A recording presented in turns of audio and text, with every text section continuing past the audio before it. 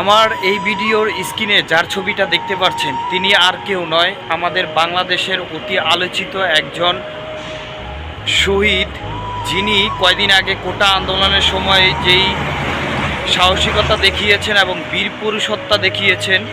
আমাদের লজ্জা থাকা উচিত, কারণ আমরা শুধু ভিডিওই করে যাই বা অনেকে মুখে বলে যাই একমাত্র, কিন্তু এই ভাইটা তার কাজে দেখিয়েছেন, কর্মে দেখিয়েছেন।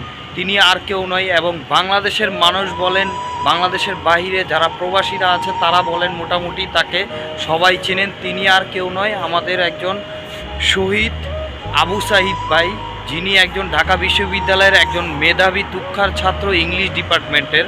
তিনি অনেক সাহসিকতা দেখিয়েছেন বাংলাদেশের এই কোটা আন্দোলনের জন্য, নিজের জীবনকে উৎসর্গ করিয়ে দিয়েছেন এবং বিলিয়ে দিয়েছেন বলতে গেলে।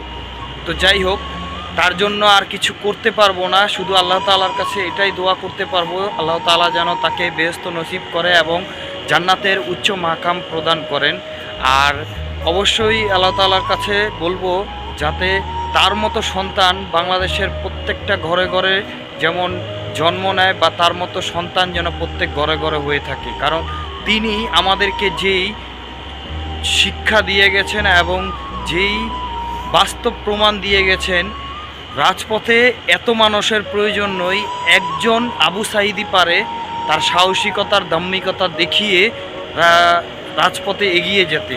তিনি তার প্রমাণ দেখিয়ে দিয়েছেন।